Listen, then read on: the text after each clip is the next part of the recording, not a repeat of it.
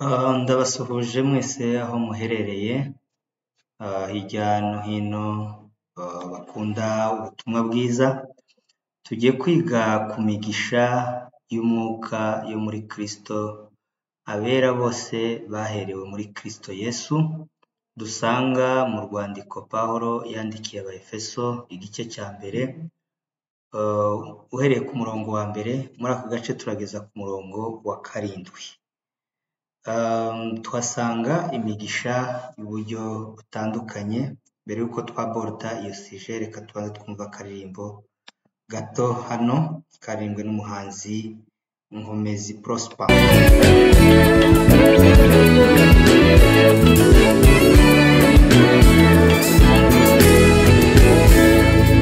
Ngize ngo mvuge imirimo yawe itarondoreka, mwami wankoreye.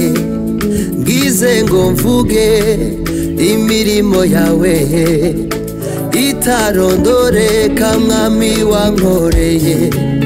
Nahera mu gitondo bukira nkiririmba ishire, nahera mu gitondo bukira nkiririmba ishire, wasanze mwisayo. Nk'uko umuhanzi abivuze, nahera mu gitondo ndirimba bukira, sinavuga ibyo Kristo yakoze ngo birangize. Iyo niyo migisha yaduhereye muri we, kandi ni imigisha y'umwuka.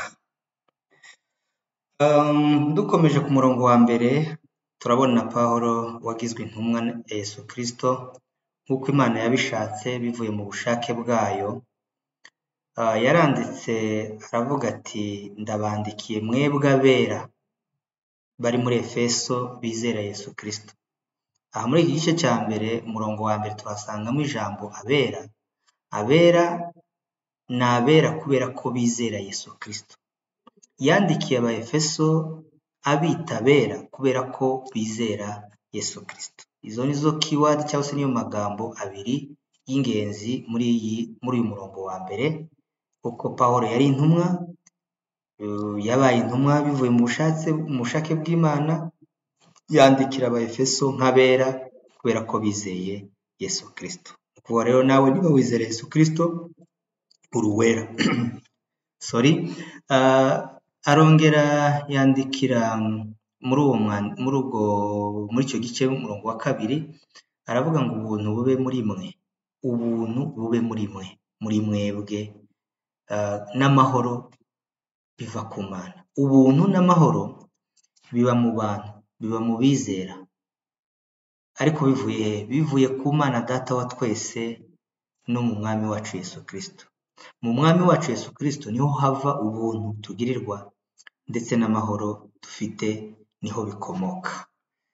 Iyo ni imigisha ibiri y'umwuka iva mu ijuru ku Mana, ndetse iva ku kuba turi muri Kristo Yesu. Dukomeje ku murongo wa 3, haravuga ngo Imana y'umwami wacu Yesu Kristo ariyo na se ishimwe, kuko yaduhereye muri Kristo. Ni ukuvuga ngo muri Kristo twahaboneye imigisha yo mu ijuru y'uburyo bw'umwuka, cyangwa se imigisha y'umwuka yose yo mu ijuru. Imana irayiduha, ko twabasha kuyirondora, ni myinshi.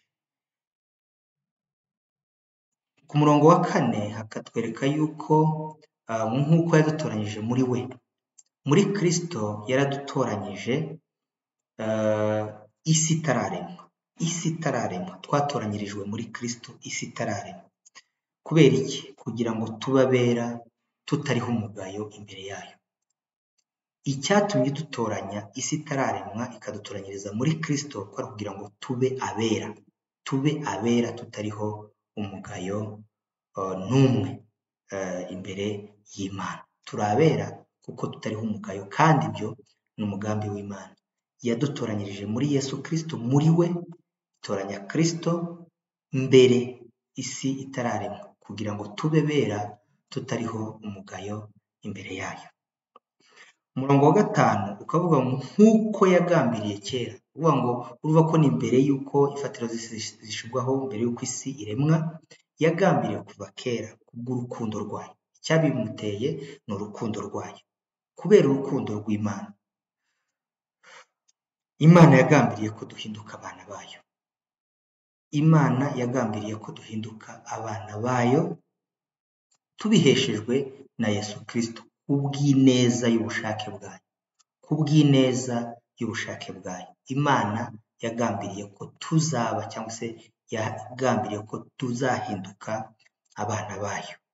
Ibyo kubera urukundo rwayo, ibigambirira kera cyane, ifatiro z'isi zitararemwa cyangwa se isi itarashirwaho, idutoranyiriza muri Kristo Yesu, kugira ngo ubuntu bwayo butagira akagero bushimwe, ubwo yaduhereye mu mukunzi wayo ari we Yesu Kristo. Imigisha tubonye ahangaha ntabwo iva mu byo dukora, ahubwo ni ubuntu bwayo butarondoreka, ubwo yaduhereye mu mukunzi wayo ari we Yesu Kristo. Imana ibagirire neza kandi baganze, ikomeze kubitaho.